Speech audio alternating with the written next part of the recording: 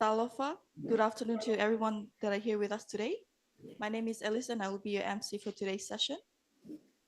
A special greetings goes out to our respective participants who are here with us joining from the online hub as well as the Bangkok hub. Now I'm going to give this time the opportunity to my co-facilitator from Bangkok hub, Meena, to introduce herself and also the panelists that will be introducing their insights for today. Thank you, Meena. Over to you. Thank you, Alyssa, for the beautiful and warm introduction. Sawadika to everyone gathered here in Bangkok, and Bula Vinaka to our participants joining us from Fiji. And a very good morning, good afternoon, and good evening to all our lovely participants who are joining us online from all around the world. Namaste, my name is Meena Chakravarti, and I come from the beautiful India, and I'm absolutely delighted to be your mistress of ceremony and co-facilitator for today's plenary here in bright, sunny, and beautiful Bangkok, Thailand. A little bit about myself. I'm a communicator, particularly C4D WASH, a sustainability advocate, and founder of South Asia Young Women in Water, or as we like to call it, SAVI for short. SAVI is a youth-led initiative that aims to empower young women water professionals across South Asia to lead in water and climate governance. After I completed my Master's in Science in Environmental Studies and Resource Management from Teddy University in New Delhi, India, I have primarily worked in the wash and water sector. And I'm so thrilled to be here today, learning and growing with all of you here in Bangkok, as well as in Fiji. What about you, Elisa? Why don't you tell us a little bit about yourself? Thank you, Meena, for the wonderful introduction and for the question as well. My name is Elisa Paweli. I'm from the Pacific island of Tuvalu, and I'm currently a student here at the University of the South Pacific, undertaking a combined program of studies in Bachelor of Arts, majoring in Geography and Sociology, as well as in Bachelor of Laws. My strong interest lies in climate change, particularly in areas that helps to strengthen legal frameworks for Tuvalu's legal system. But I also want to advocate for strengthening regional organizations' frameworks and the international conventional frameworks that involves the UN clause, particularly in overlooking at the protection and well management of our sea resources, especially with our tuna industries. And I really hope that I will work with them in the near future.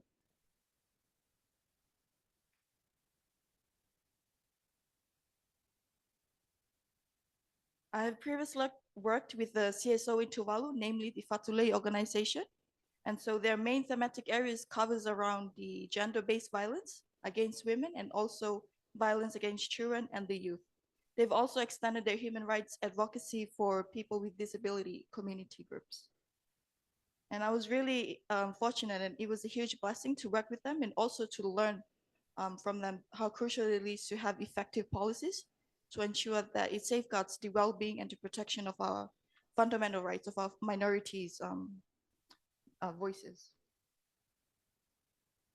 Now, while my background is entirely fixated in the legal context, I've also been actively exploring different areas where I can possibly contribute, particularly through community engagement efforts, supporting the water management efforts, and also in participating in data collection and monitoring activities. Now, before we dive into, that is a little bit about myself. Before we dive into today's program, I just want to share a few insights from what I've learned or captured from yesterday's event. So from yesterday's event, it was, from my perspective, it was mostly focused on working alongside and directly with communities, underscores that meaningful progress isn't just about projects for people, but projects with people so that they are ensured that their voices and local knowledge are instilled with the solutions that we carry our system with. Now, I will now hand over the opportunity to my co-facilitator, Meena, to share her side of insights from yesterday's event. Over to you, Meena. Thank you, Alyssa, for the fascinating reflection. Well, here in Bangkok, I feel like I'm surrounded by wisdom, energy, and inspiration. One thing that stayed with me, or rather I most related to, from yesterday's session was the statement by Her Excellency Retno LP Marsudi, who is the UN Special Envoy on Water. She said that after having deep discussions, actions need to happen.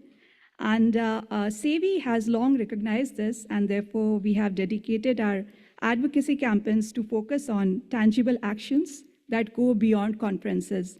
Apart from this, the session that I really enjoyed was by Water for Women, where they talked about a new approach called Shift Approach to accommodate JETC better.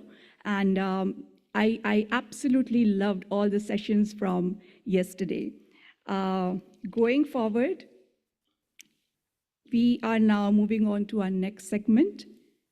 We have an exciting panel discussion coming up, which will conclude with a Q&A session. I mean, who doesn't like a good Q&A session, right?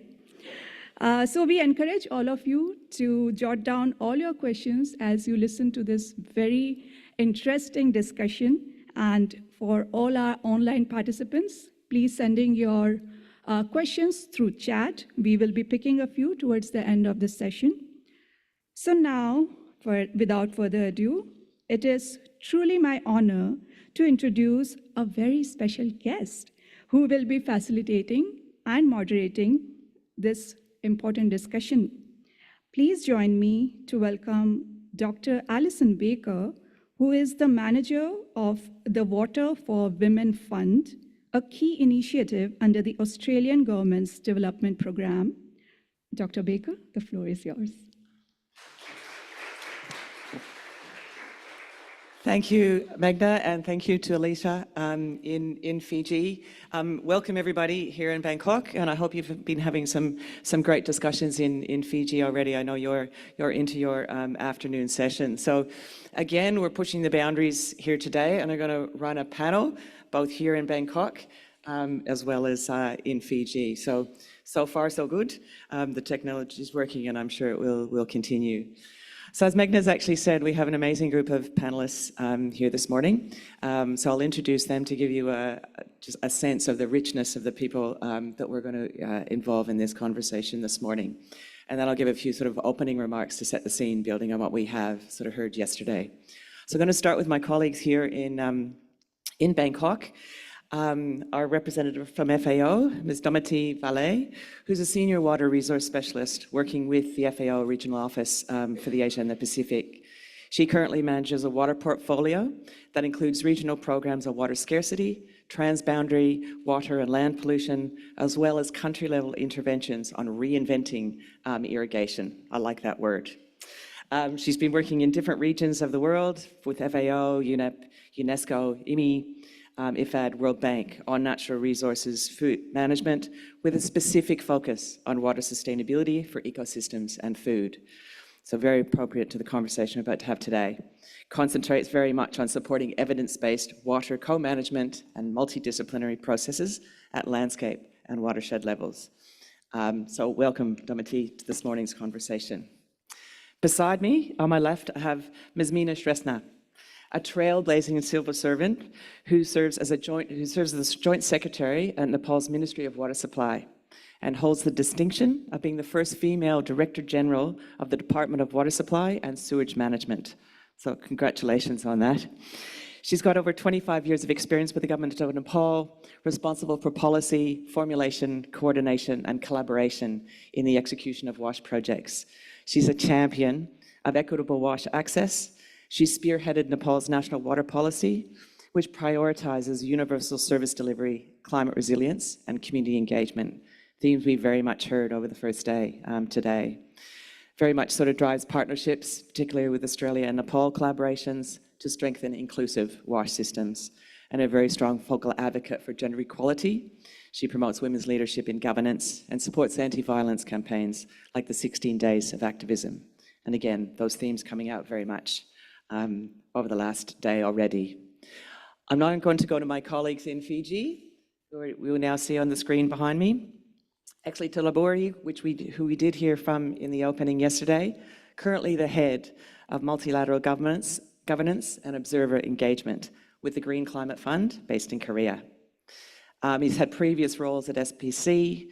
He was the Deputy Director of the Disaster and Community Resilience Program, and before that, joined from the Organization of African, Caribbean, and Pacific States in Brussels, where he oversaw two global sort of EU projects on climate services and disaster risk reduction in 79 countries. So a person that's worked in many, many different places.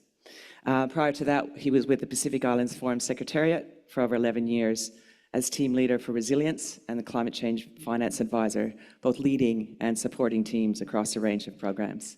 Exsley's from the Solomon Islands and worked as a climate policy specialist there through the UNEP program in the Solomon Islands. And as I read this, Exsley, you very much like long names wherever you work.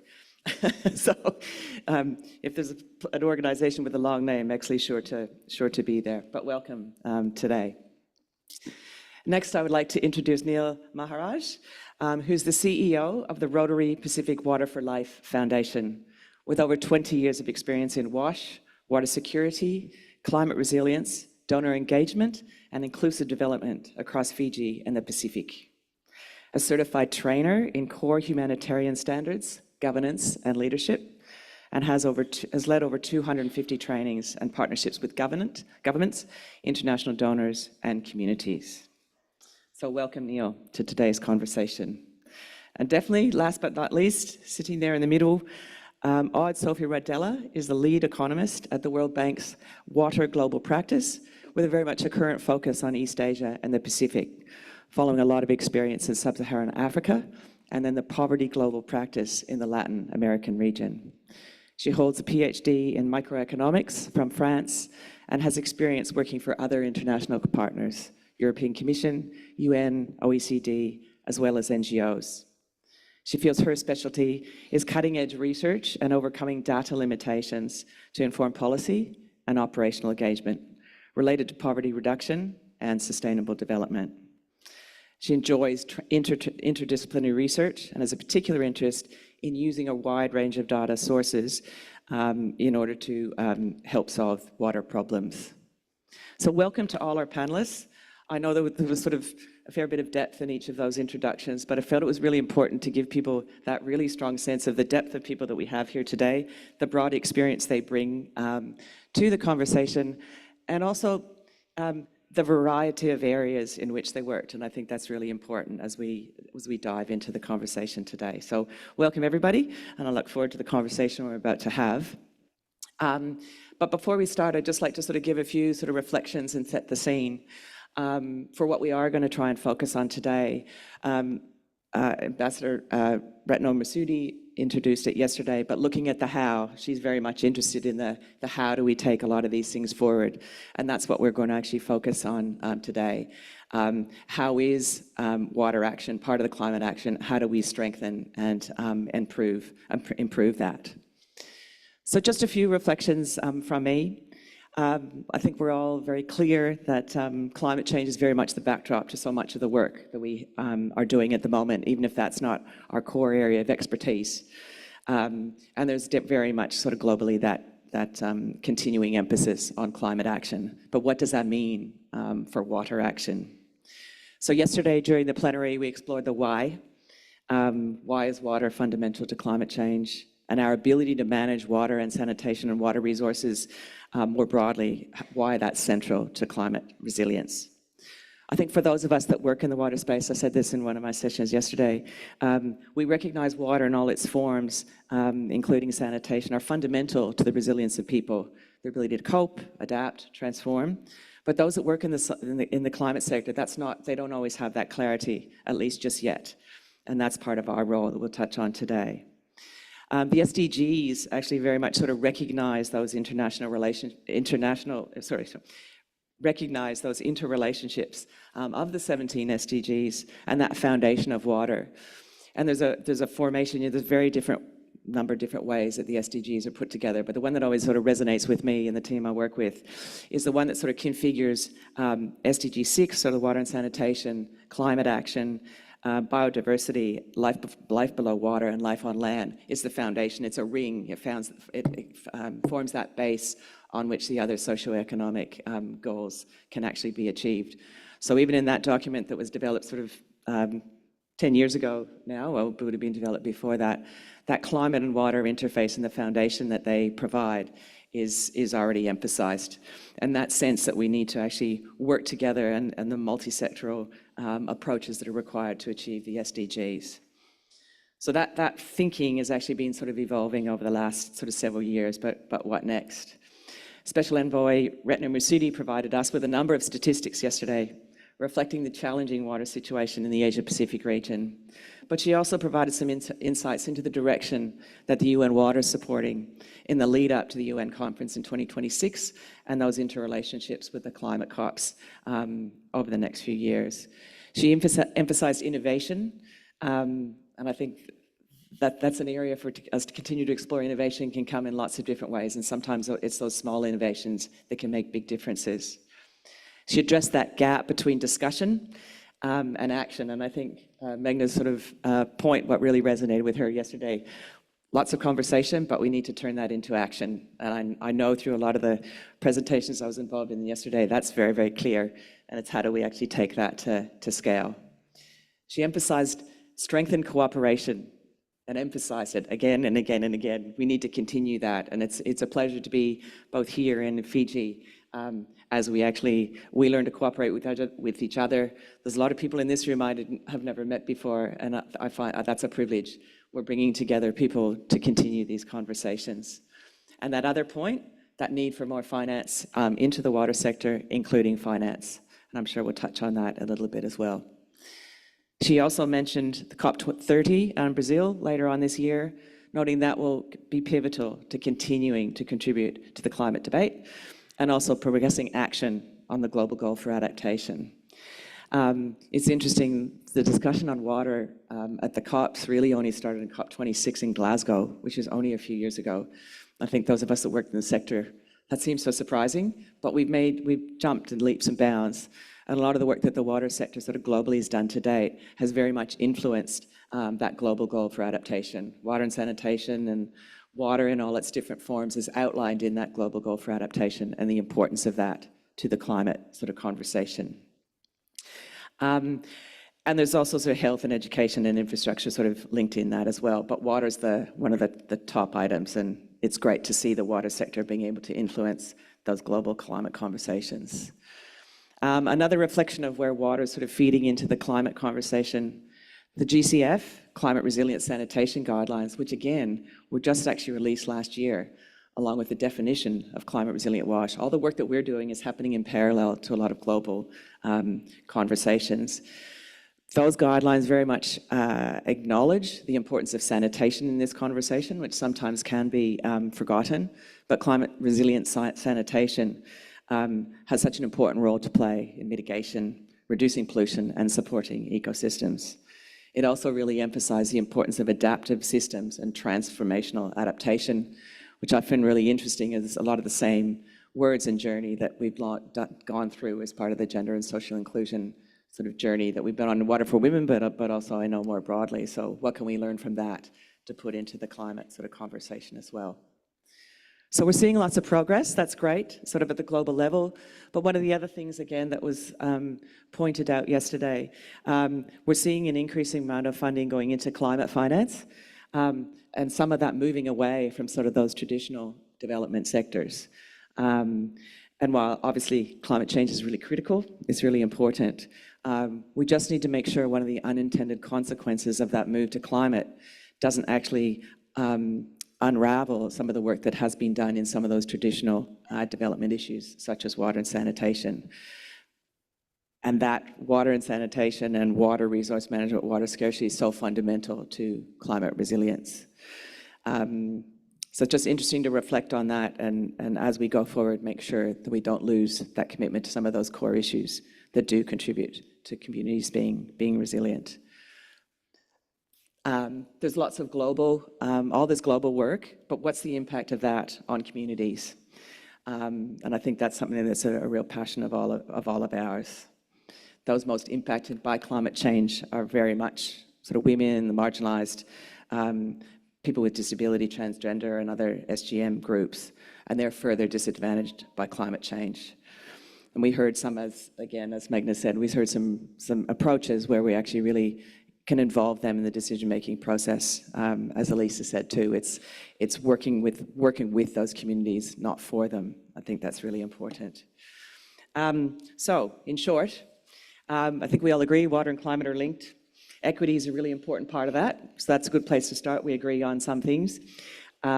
But the critical step is that action step, that how, and that's what we're going to explore over the next few minutes. Dive a bit more deeply into where water action sits in the climate action and how we can actually take that forward. Do we think we're doing enough? Are we doing it? What are we doing well? What can we build on? And what do we need to do to sort of strengthen that? Collaboration, multi-sector approaches are very much a core part of that. Those are the words that we hear, but what does that mean? How do we actually put them into practice? And our panelists will pull that out. So lots of big questions to explore. But hopefully that's given you a little bit of that sense of there's a lot of global work. I know there's a lot of really good work at communities. How do we actually bring all those together? And that's what we're going to start to explore now. So I'm going to start with our colleagues in Fiji. So Aude-Sophie, I'd like to start with you. As we were sort of meeting each other and you exploring sort of your various areas of expertise, you very much flagged your role in terms of working in the policy areas and often involved in those policy discussions. So do you get a sense in those discussions that water is a priority? And if not, why that? Why that's the case? So handing over to Fiji. Hello, can you hear me? Yeah, sounds like it.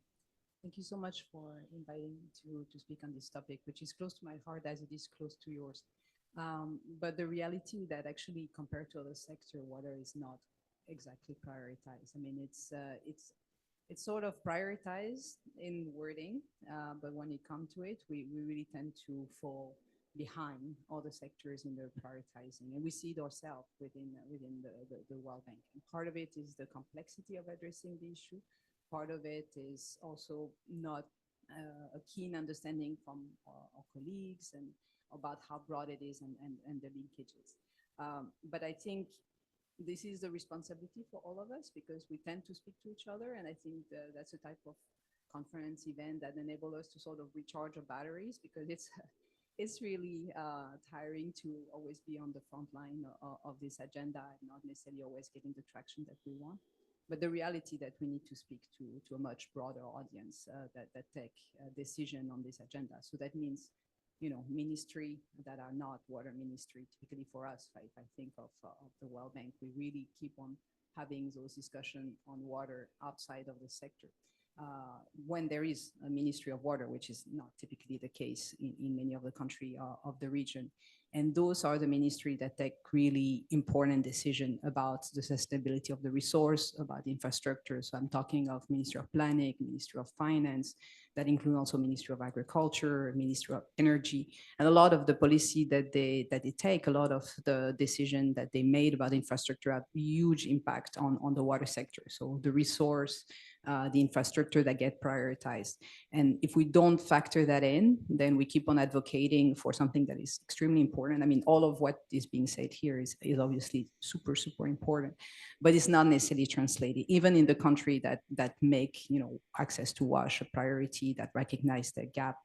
You know, it's very challenging to get it into implementation, which is a point that Her Excellency Retno Marsudi was doing. The nice thing about Retno Marsudi is that she's actually from another ministry. She's not a water person. She was coming from Ministry of Foreign Affairs. So it's interesting to have an advocate for the sector that is coming from this perspective.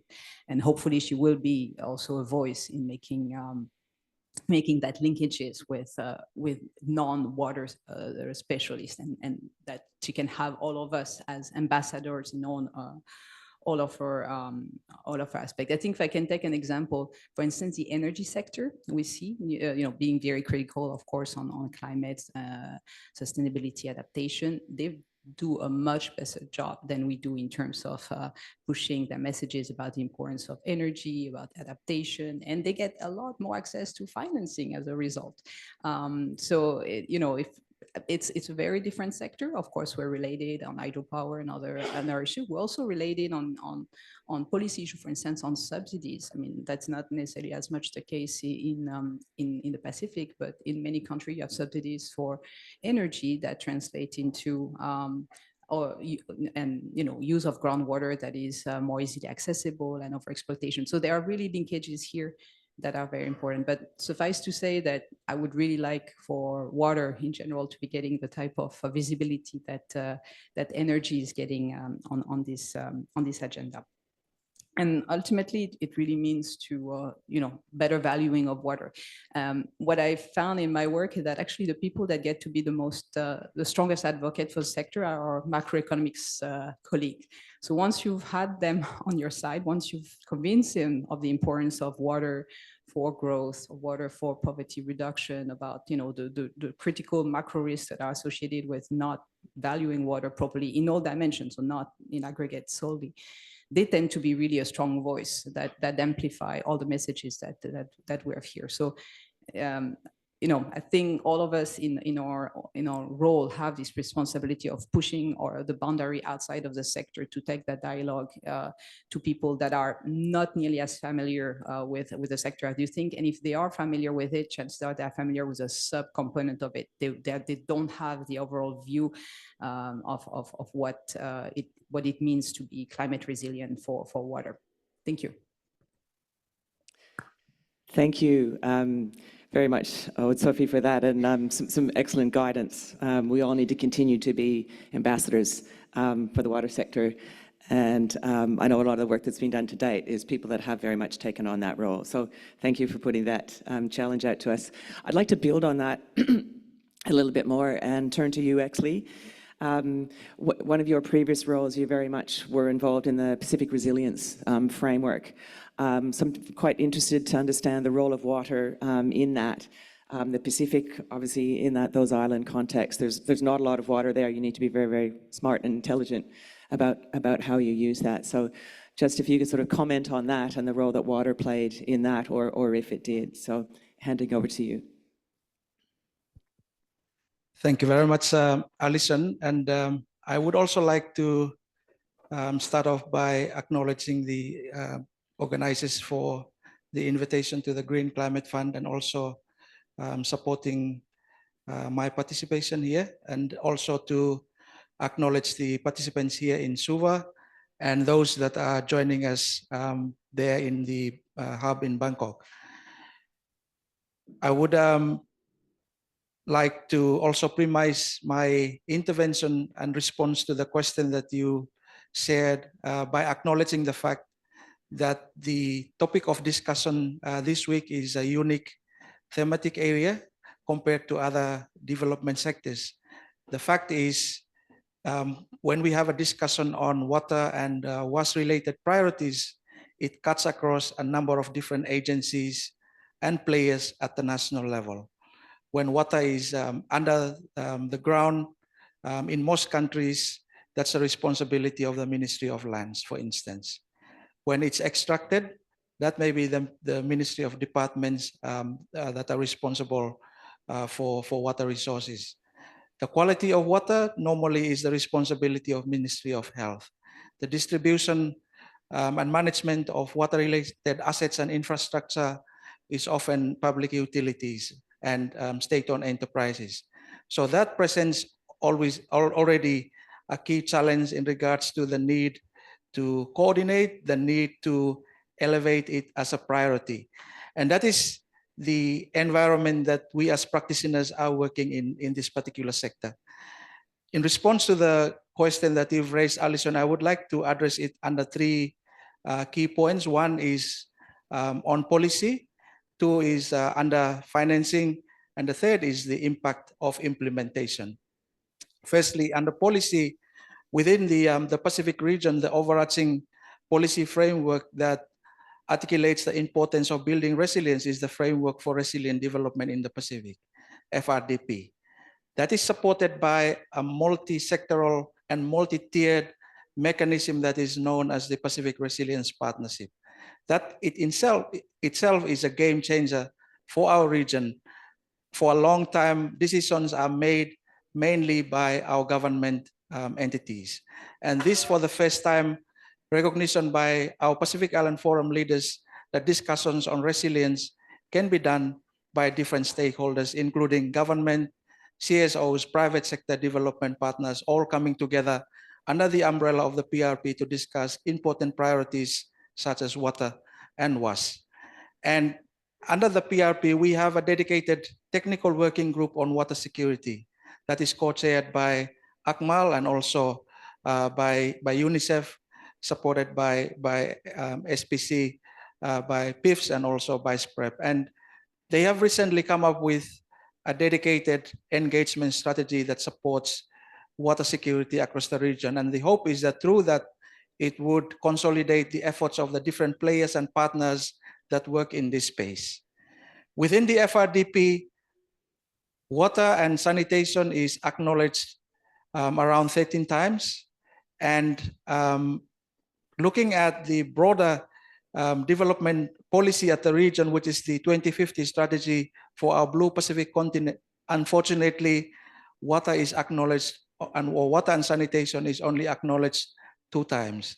And that's in the preambular sections of one of the thematic priorities, which is climate change and disasters. So its prominence and importance when it comes to the North Star of our region is a bit invisible compared to its recognition and acknowledgement in the sectoral overarching policy, which is the FRDP. So that is an issue. And I think that is a gap for us as a region.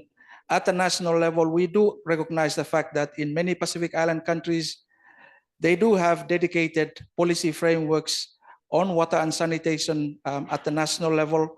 Even in their national development plans and strategies, many Pacific Island countries acknowledge the importance of water and sanitation in their national priority. So there is definitely a disconnect with what is articulated at the national level and what is articulated at the regional level. So that's where I see a bit of a gap in regards to policy making in the Pacific. In terms of financing, in the NDC commitments of many Pacific Island countries, and as I mentioned, also in their national development plans and development strategies, water security, the importance of water and sanitation is clearly identified as a national priority in many of our countries. Is it also being demonstrated when budgets are allocated? That is a question for us to think about. The reality and the fact is that when it comes to resource allocation, water and WAS priorities take a lower prominence when it comes to resource allocation in national budgets of many countries. When it comes to the regional level, yesterday we hear from the special envoy, the UNSC special envoy for water, that if we don't articulate water or WAS as part of the regional priorities that we have, it presents us with a huge challenge when we want to resource mobilize. And I've identified that in that first gap that I talked about in regards to what we have at the regional level. There is no shortage of finance, but when we don't identify priorities that we should be focusing on, then it presents us with a challenge when we're actually looking out for financing and for support for capacity building and technology transfer. The third issue that I would like to discuss before I hand back to you, Alison, is on the impact of implementation. The impact of implementation relates to ensuring that when we provide financing to activities, is it really impacting those that are most vulnerable? And it presents the need for the communities, the vulnerable communities, validating the information that we put forward through project proposals to secure funding, and whether they are part of the core design processes when we actually develop those. So I think there has been considerable progress, but I'm also going to say that there is a lot of work that needs to be done. We have done some work in the Pacific, and I may say also in Asia, but there is a lot of gap that needs to be addressed. There is still more work to be done that we as partners working closely with the relevant stakeholders need to collectively work together on them to address the real needs and the gaps that we are experiencing as practitioners that work in this area. Thank you, Alison. Thank you, Exsley, and I think that message is coming through very clearly. We've done a lot of work, but there's still work to do. So thank you, and thank you for outlining all of that with such clarity. That was fantastic. So I'd now like to actually hear from a government representative. Got Meena, Shrestha sitting beside me here. So again, just sort of building on that same question, is water, WASH, a priority overall within, say, the Nepalese government, or is it that need for continued advocacy? So yeah, over to you to add to this discussion. Thank you, Alison.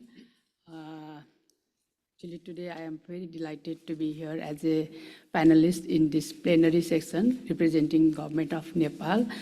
Water in the regarding the Alison's question, water is in a priority in government of Nepal. Actually, these things I can prove that in the constitution of government of Nepal, water is prioritized, embedded as a national human rights of the people.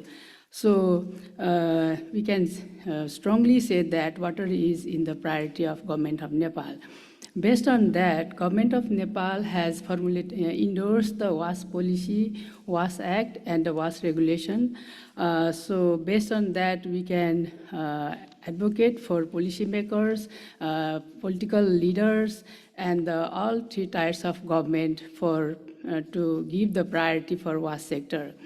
Also, in Nepal, there is a WASH Parliamentary Forum formed in Nepal. The lead of that WASH Forum is the woman, Ms. Kamala Panta.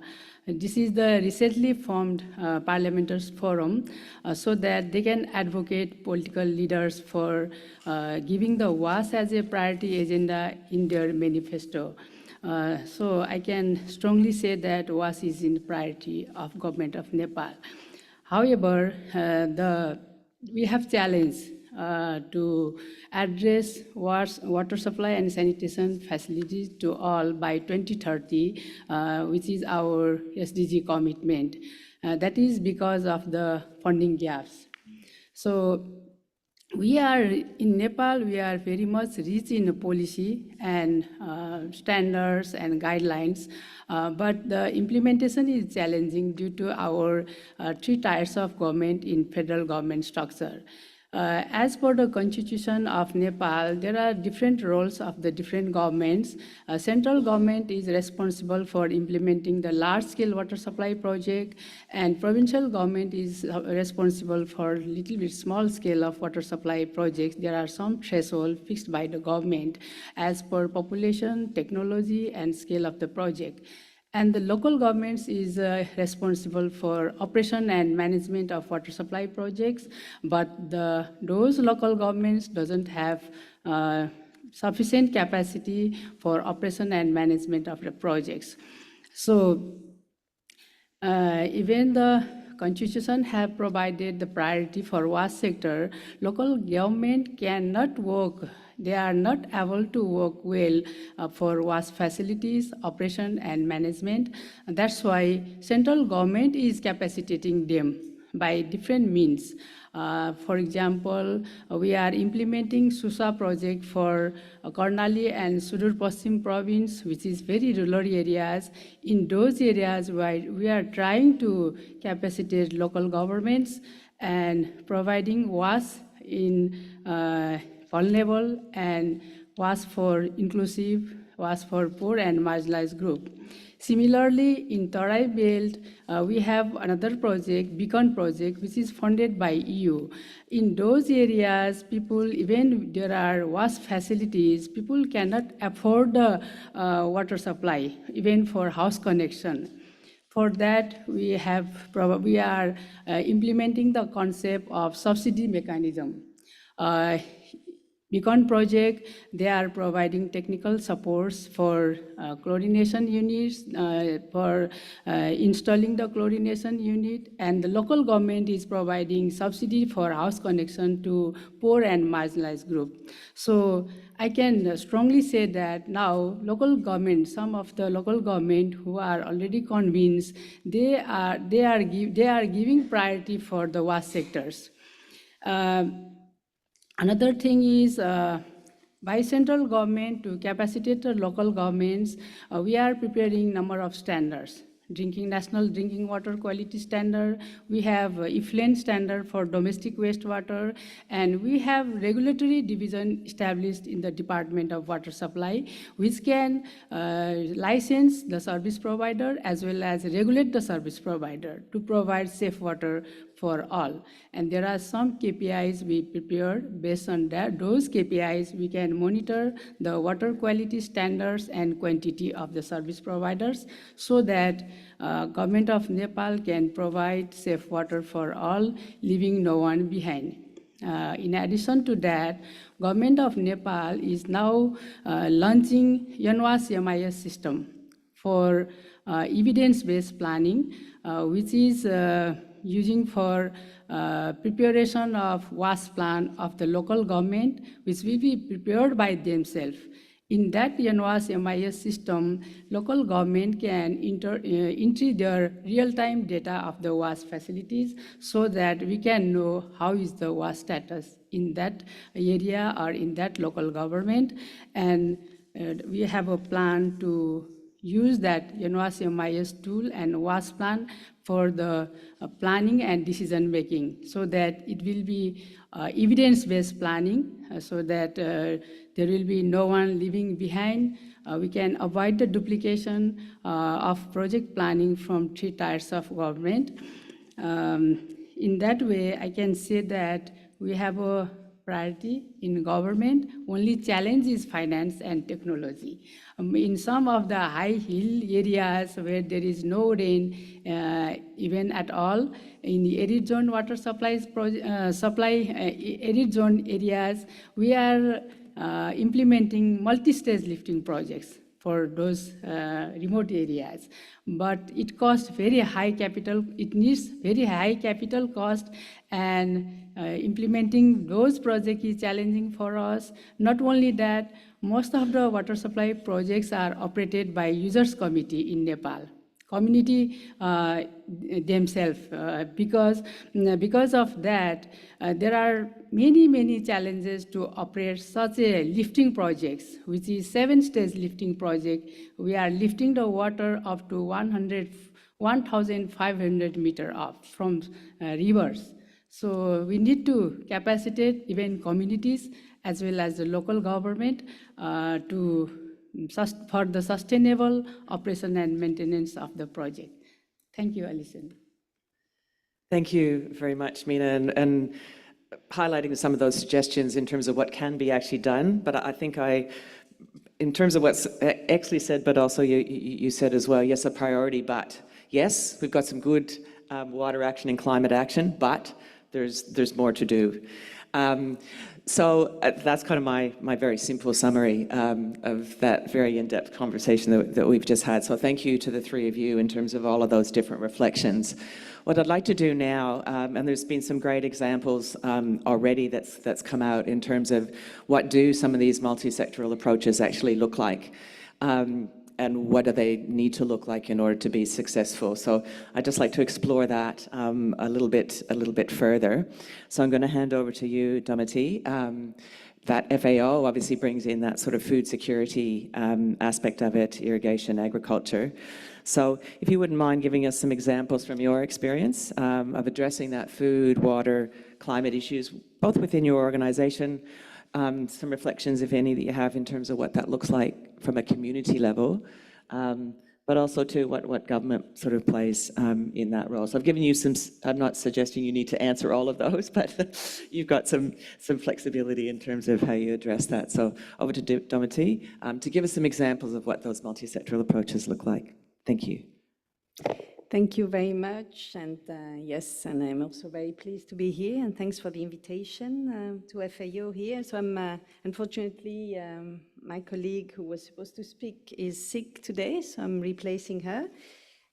So she's in charge of the climate change resilience and land and water module in the regional office for Asia and Pacific, and I'm working specifically on the water module. So I will try just to bring some elements from the other colleagues working on this. But first, I would like to start, because I'm not sure that everybody is very familiar with what FAO does. And so FAO is the UN Food and Agriculture Organization that is really focusing on reducing food insecurity and ensuring that we have safe and sufficient food produced. So the FAO established a few years back new strategic pillars called the 4 Better, and that's what directs our work. So better production, better nutrition, better environment, and better life. And so you could see that here water is cutting across all this, because as we know, in many countries in the region, you do have a need. I mean, you need the rain, or you need additional water in irrigation systems. So food is produced because you do have water. So there have been in the past, agriculture benefited from allocation of water, a lot of allocation of water. So you have large irrigation scheme in some of countries in the region that are taking a large share of the water that has been stored, stored and then brought to a large irrigation system. Today, there is a growing competitions with needs in the for water supply, drinking water supply, industries, and other environmental requirements. So agriculture has to do better, and so that's why I said that we have a program that looks at how do you reinvent irrigation.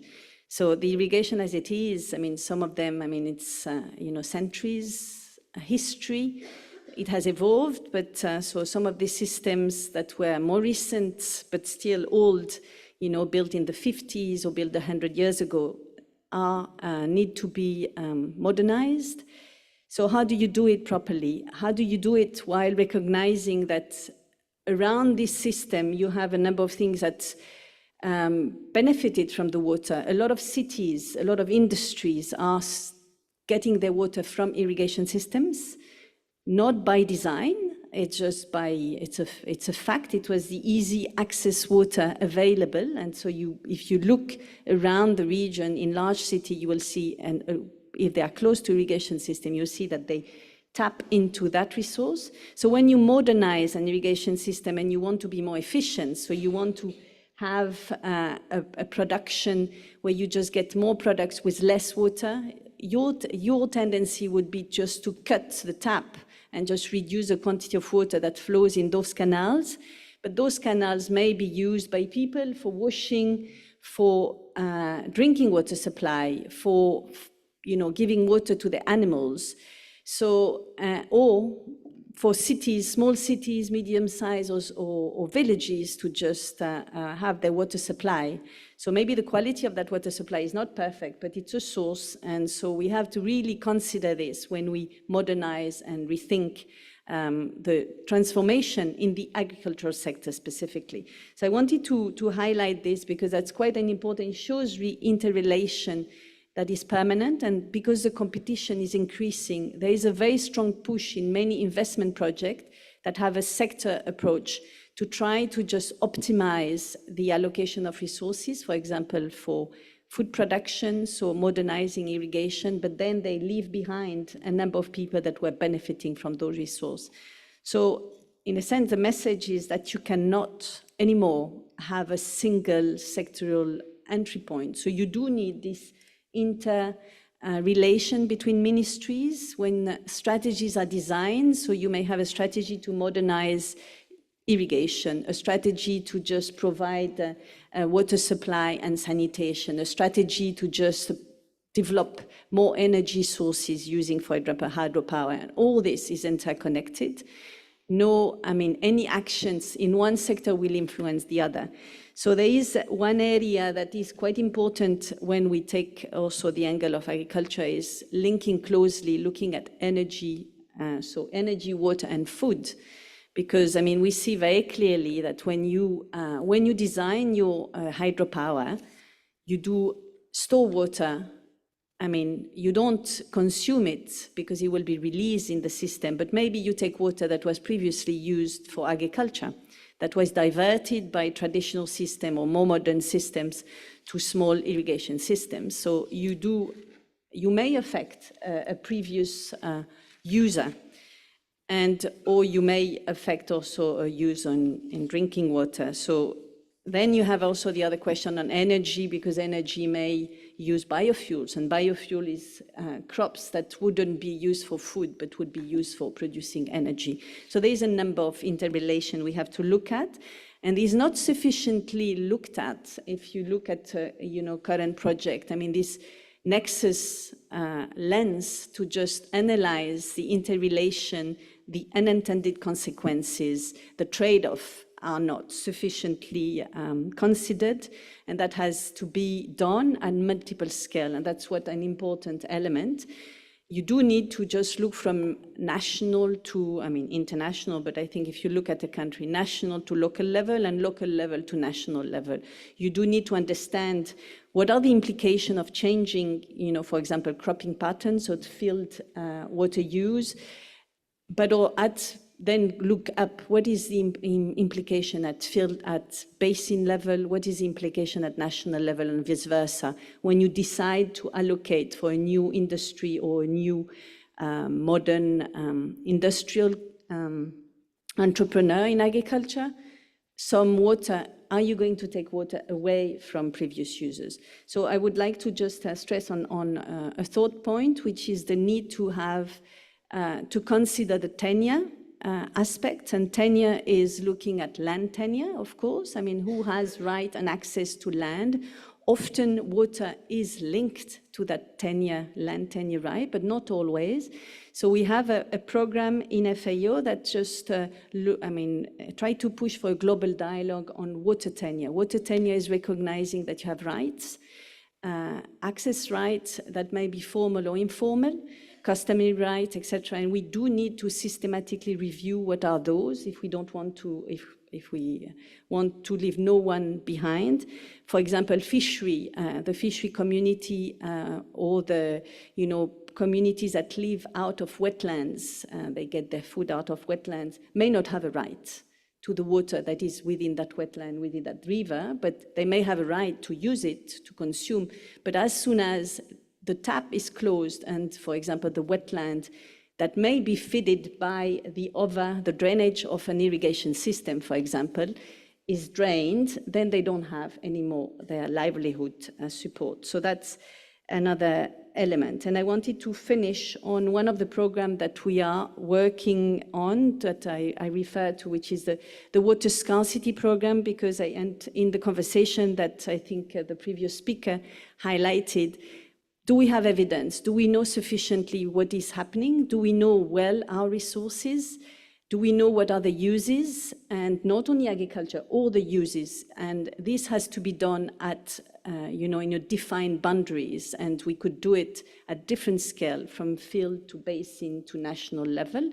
But we do need to do that exercise, because to decide on strategy to allocate water when sometimes the system is already fully allocated. You may have your water, the available resources, the one that has been stored, that is easily accessible, is already allocated.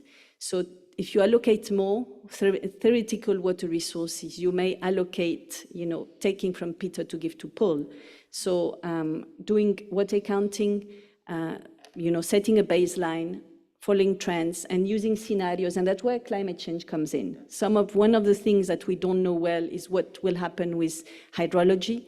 We do have some elements to see what are the trends. I mean, temperature is very clear that it's increasing, but what is happening with the rainfall, the runoff in rivers, the status of glacier and snow melt? I mean, so we have more and more studies that just indicate that there are going to be major change.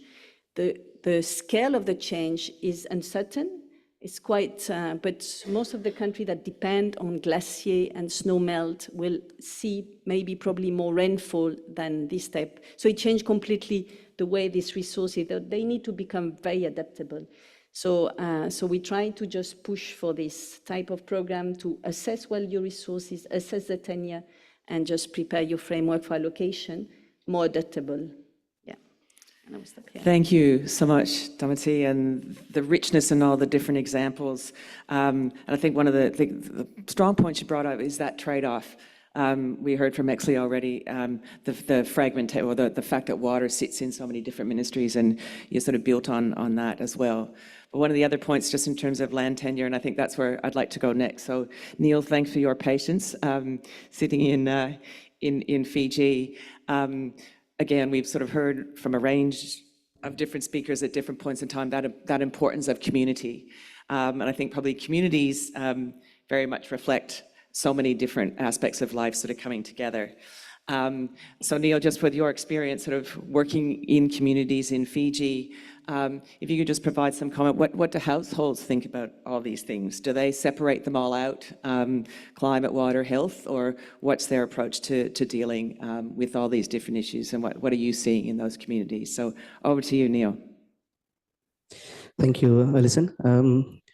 To begin with the Rotary Peace for Life Foundation, our main objective is to provide access to safe drinking water and adequate sanitation in rural communities and schools in Fiji. We've invested about approximately Fijian $16 million, reaching to over 100,000 people in the last 18 years. And we work very closely with the Department of Water and Sewerage, Authority of Fiji, and Ministry of Health in delivering infrastructure projects in rural communities and schools. Basically, on the ground, when you look at Alison in terms of communities, how do they manage their water, climate, and health issues? We find that generally there is a basic understanding of climate change and how it's impacting on water, and also how it's related to health, but without the use of technical jargons or technical languages or policy languages, and in fact, without even scientific framing of how it's being done. So when we meet people on the ground, when you say, okay, do you have water? And they say no. And why? And because of drought. Because of adverse conditions, our suspended crossings that carry the water is broken now, so we don't have any more water. So we know that there is a general understanding of climate and water and health-related issues, but without using fancy technical languages. We work basically on the ground with local communities, and what we find in Fiji, there is a structured governance system. Such as water committees, health committees, disaster management committees, village development committees. But in practice, they are same small group of people who manage with their water resources, or whether be disaster management, or whether be village development projects. So largely, although in paper they may appear to be different communities available at local level, but largely there are same group of people who basically manage different aspects, including water and climate. So, and we find that at the local level, particularly in the indigenous community, there are informal leadership dynamics that are very influential in driving these projects, such as leaders, church leaders, the chiefs. And at the outset, I also want to mention that it's very difficult to start a conversation about climate and health in the non-indigenous communities. And that's because faith-based organizations play a very critical role in igniting these kinds of conversations. And you find that in the indigenous communities, the churches and the faith-based organizations play a critical role in having this conversation started. Whilst when you take this conversation to the non-indigenous communities, it's rather difficult to have a kind of conversation on climate change and WASH and other issues. So we find that the informal leadership dynamics are quite really good. Also, in terms of involvement of the communities, we ensure that the community or the beneficiary of the school plays crucial role towards building the project and towards contributing to the projects. So, for example, they need to contribute since we are largely an infrastructure development organization, and 90% of our work is driven to provide access to safe drinking water through providing infrastructure, which means that surface water systems or borehole or rainwater harvesting systems.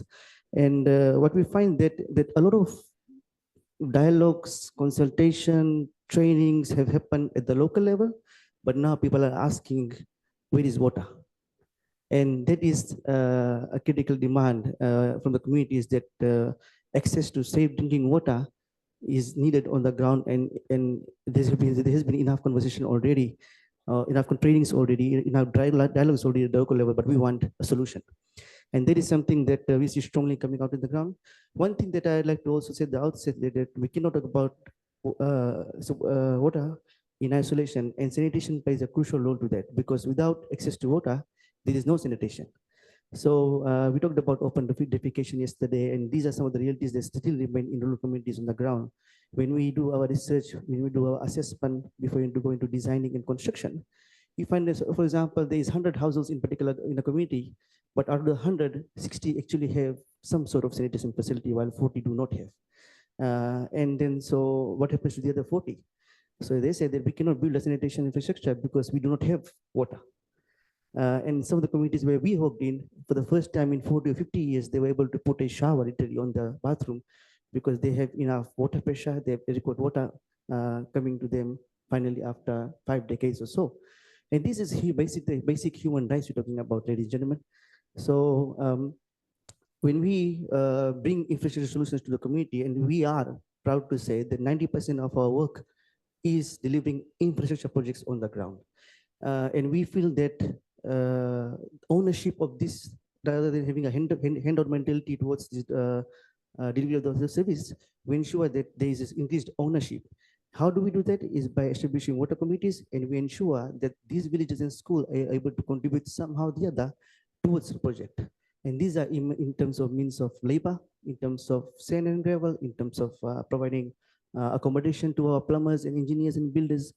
And we find that when they build with us, whilst we do co-designing of the project with them, the sustainability aspect increases, because when they build with us, their plumbing skill is improved in the communities, the engineering skills are improved in the communities, the operation and maintenance aspect of the projects are increased in the communities, and that's how the ownership basically is enhanced through training and building with us on the ground.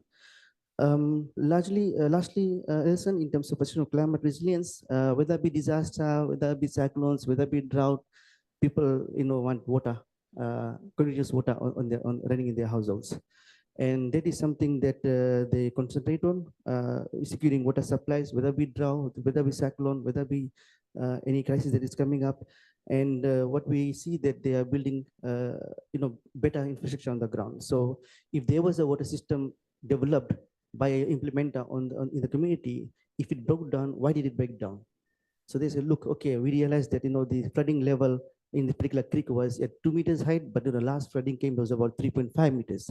So the suspended crossing that we built later on is at a higher level, so that with the community knowledge, of course, that we are building better infrastructure on the ground with the communities. And lastly, what we find is that there is strong emphasis from our side in terms of behavioral change. So because we are working in communities where for the first time some of the communities are accessing safe water, they're too much used to using rivers and creeks as their main source of water for over 40 years. And we build a treated water. We find that changing the behaviors from non-treated water to treated water becomes very difficult. So we spend about 3 to 6 months in the communities training with them, working with them to ensure that they are able to shift from using untreated water or undrinkable water from rivers and creeks to safe drinking water. And of course, lastly, I want to say that we have a whole of village approach and whole of school approach, where we not only provide access to water, but we also ensure that every household is able to get access to safe drinking water, and ensure that every household has a proper sanitation facility with proper breakwater treatment system. Thank you. Thank you, Neil, for sharing those really sort of practical reflections from the field. And I think one of the key points in there is that the consultation, but we do, again, that same message, we need to turn consultation into action. So thank you to all the speakers for all of those. I'm now going to give our panelists a bit of a challenge to enable each of us or all of you to have some question and answer period too. But I did feel it was really important to get all those different kind of perspectives out. So now what we want to do, we're turning to action. And so I'm going to give each panelist a minute and a half. to what is it that we actually need to do next. There's obviously a lot of different things, but sort of focus on one theme. And that final message that you want to give to us. I was going to circle back and do that, but we're going to give it a minute and a half each, and then we can open it up to questions from there. So I'm going to start with you, Exsley, from your sort of experience with GCF, but also the Pacific Resilience Framework and those things you touched on. What do we need to do next? Not just in the Pacific, but with that sort of, say, Global Climate Fund, or Green Climate Fund, sorry. Thank you. I would like to say a couple of responses. One is, unlike other sectors, when we look at investing in water and sanitation, we are looking at responding to the actual number of households. Therefore, the scale of funding is really, really big. And that is why yesterday we heard from the minister from Fiji that for Fiji's water and sanitation plan, they would require at least $7 billion to implement that. You multiply by 14 Pacific Island countries, you're looking at the scale of around $98 billion to actually implement national plans. This is where the role of dedicated climate funds such as the Green Climate Fund is important, and I will mention a bit about some of the recent initiatives we've undertaken. So the scale is really, really huge, and it's really important that you pull different partners and initiatives together, look at more programmatic approaches instead of projectized approach to ensure that we are able to have a chance of addressing the scale that's needed. The second is the importance of robust and credible data. As I mentioned earlier, the effectiveness of project interventions in water and waste relies on the robustness and the credibility of the data that we use. The role of our academics and researchers is very, very critical in ensuring that our region has access to affordable and credible data that we can use to inform projects, ensuring that we achieve tangible impacts on the ground. The third is, when it comes to cross-sectoral dialogues, there is a need to have relevant technical expertise of people that have the necessary expertise in water, waste, sanitation in those cross-sectoral dialogues.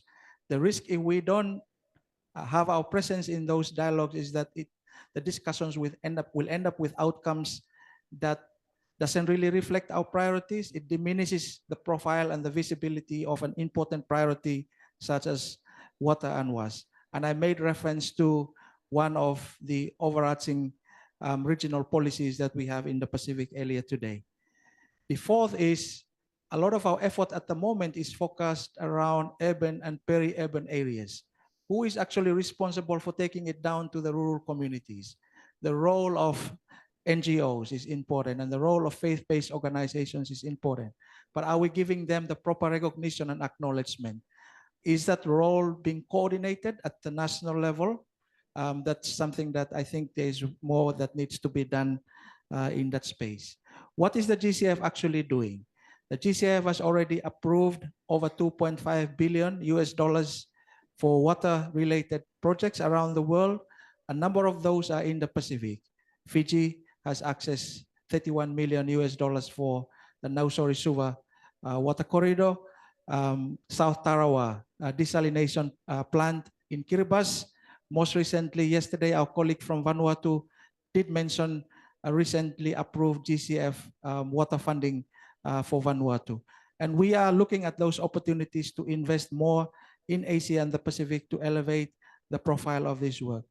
$2.5 billion just accounts for about 2% of the 100 billion international climate finance commitment that we have. That was referenced by the UNSC's special envoy yesterday as well. It's a very, very small percentage of the global climate finance that we are currently accessing, including the 2.5 billion that the GCF has invested. We have also worked at revising our accreditation framework to ensure that access to the GCF funding can be a bit more simplified. From concept note to board approval of projects, we have now reduced from average 2 years down to below 9 months. And the effort is that we continue to streamline and ensure that approval from concept stage to project approval is reduced much further than that 9 months. That's on average. We have about 297 approved projects around the world, and we are talking about the average. We also now have Actually, I need to recently give you some final words. restructured to have dedicated teams for each regions, and having a dedicated team for Asia Pacific to focus on support to the Asia Pacific region. I'll stop there. Thank you. Thank you. And yeah, so some very valuable advice in there. Over to you, Aude-Sophie. I know some of the work, you may not be able to go into a lot of detail, but you've worked in the Pacific. There's islands in other places than the Pacific as well. If you want to touch on that, or there might be something else that you want to add in some of that, in terms of that final advice. Sure. So, I mean, the first point is continue elevating water. So again, outside of the sector, this is the partner we need. This is the people that are making the decision. We need them. I mean, and by we, it's all of us need to make that case. But for the Pacific in particular, and you know, it's bending together. So it's getting to scale.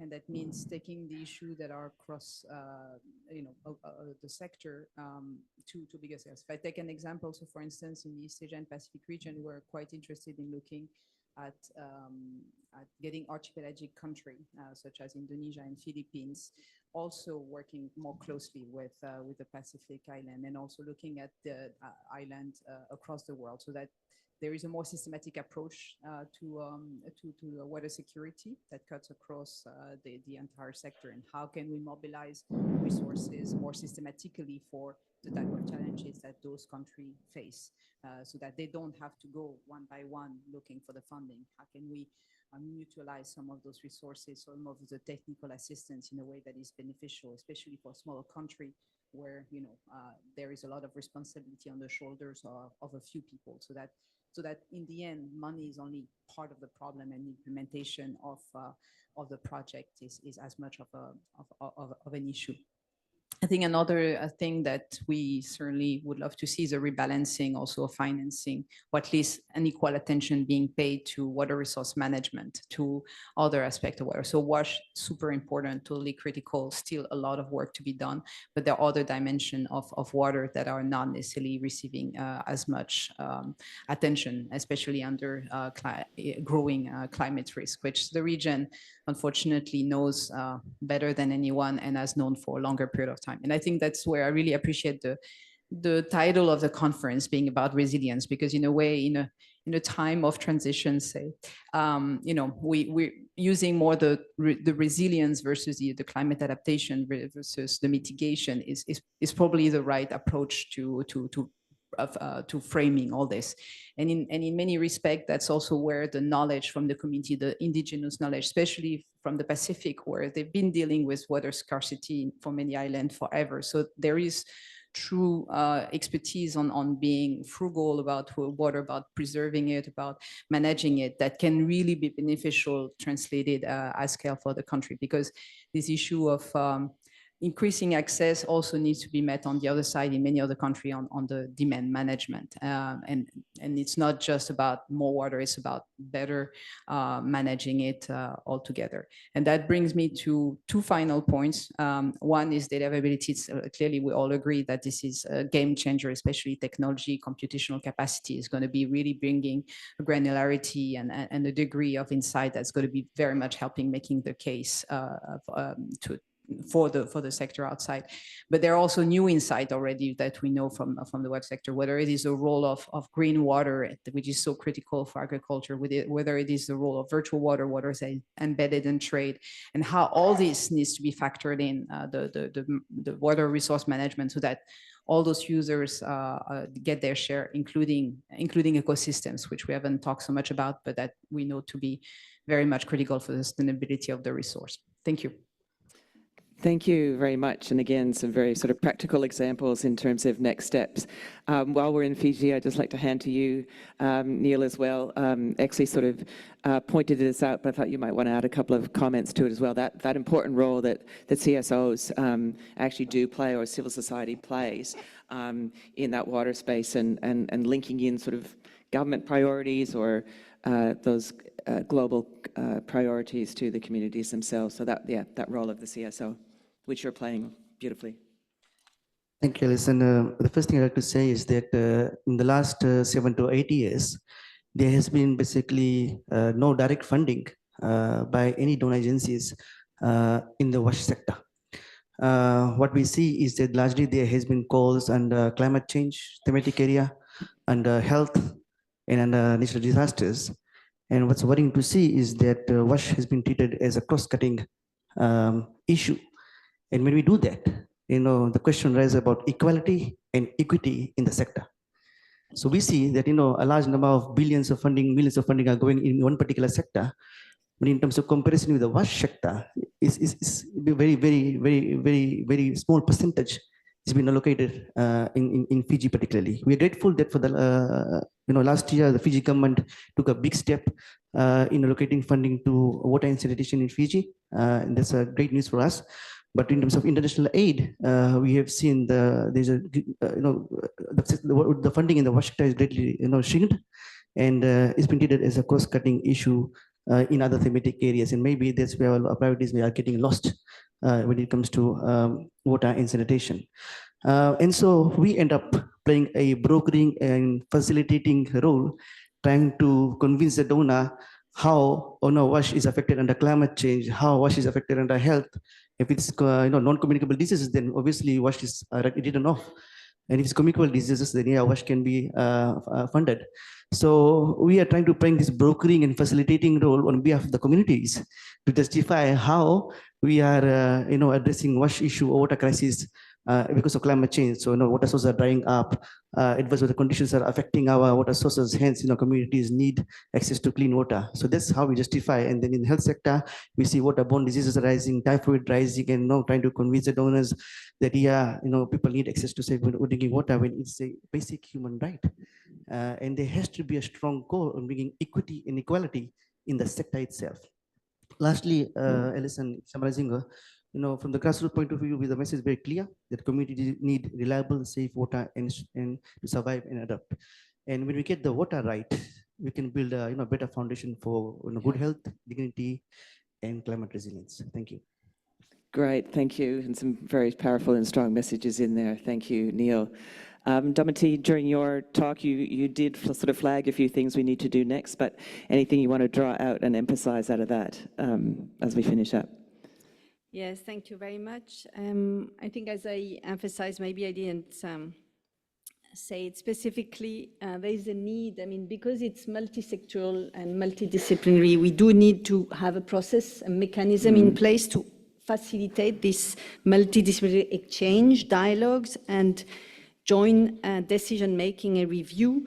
This has to be based on a transparent dashboard with information that comes from science, as was highlighted, but I think citizens have a role to play. I do think that a farmer, a water user do need to also contribute. The information is knowledge. So there is a process of information exchange that have to come from the ground, and to allow for adaptability. And so just to be able to track if we are still on track, in fact. So I wanted also to highlight something, the close, there is a very close relationship now between urban and rural. And if you ask a statistician, they don't know anymore where to, put the limits between what is rural, what is urban.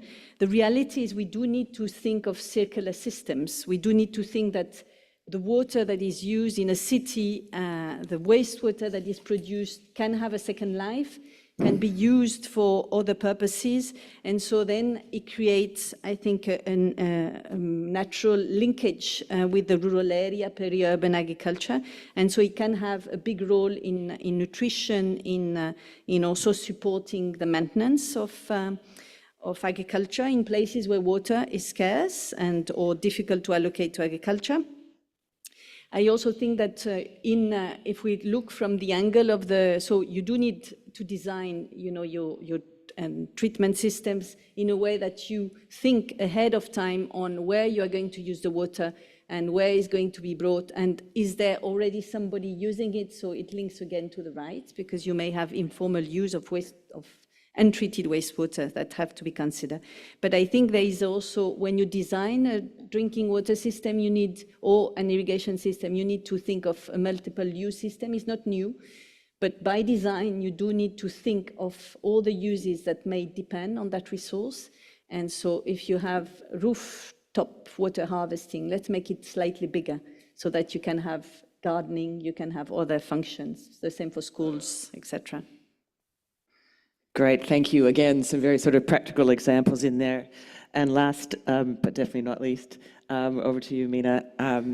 A lot of us in this room are really passionate about making sure everybody gets access to water and sanitation. Just some of your reflections in terms of governance, but what all of us need to do to make sure that water and sanitation is, and that all those decision-making processes that we've been hearing about over the last little bit, and there's equity in those decision-making processes. So over to you for some final comments. Okay, thank you. Thank you, Alison, for last question. Actually, lots of things were mentioned by our other panelists. On behalf of Government of Nepal, what I think is our panelist here in Bangkok is right. We need inter-ministerial dialogue and inter-ministerial, intersectoral coordination and collaboration for multiple use of water. Actually, now water is, there is a scarcity of water. Springs are drying off and the groundwater table is depleting day by day due to climate change. There is no way without intersectoral collaboration for multiple use of water. In Nepal also, for that purpose, we have signed the MOU, MOU between government to government, Ministry of Water Supply and Ministry of Energy, Water Resources and Irrigation for multiple use of water sources. Because that is, in that case, we can recover the source of water for the drinking water purpose. Similarly, we need to collaborate with research and finding institution and academia for research findings, to integrate the research findings in water supply project design. Because without that, we cannot revive the springs, we cannot increase the groundwater table. So research and academia can find the research, potential areas for research purpose and new innovative technologies for spring revival and other lifting projects, innovative solution for sustainable management of lifting project and like that. Similarly, we can now introduce rainwater harvesting in a household level. In my opinion, in case of Nepal, like rural areas, rainwater harvesting is the one of the economic and sustainable solution at the household level, which can be easily managed by communities itself. So for that, we need to develop some guidelines for them, and we need to prepare climate resilient WAS project guidelines, standards, and norms. In Nepal, we have started, as we have NDC commitment for revising our technical guideline to make it climate resilient. We are starting that work for facilitating the designers to make it climate resilient. Another thing is we need to allocate some emergency fund. Sometimes we are facing hazard due to climate change like flood, earthquake, landslide, etc. in Nepal. For that, now from this year, we started to allocate some emergency funds so that we can quickly respond for the damaged projects to provide safe water, immediately to them.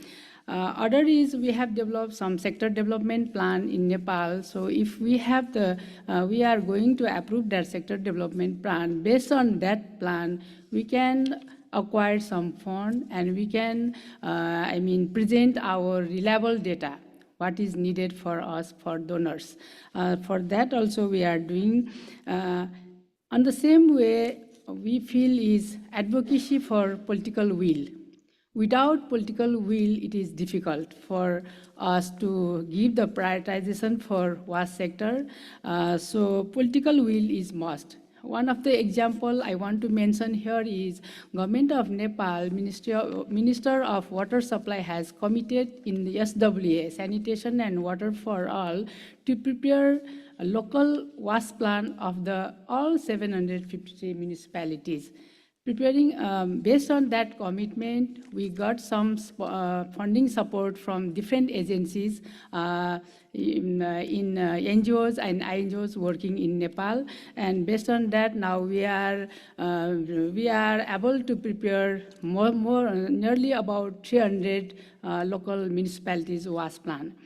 Another thing is research is important. Just IMI is doing some research for vulnerability assessment in Dailek, and SNB is doing some research for vulnerability assessment for vulnerability assessment of waste facilities in Sarlai.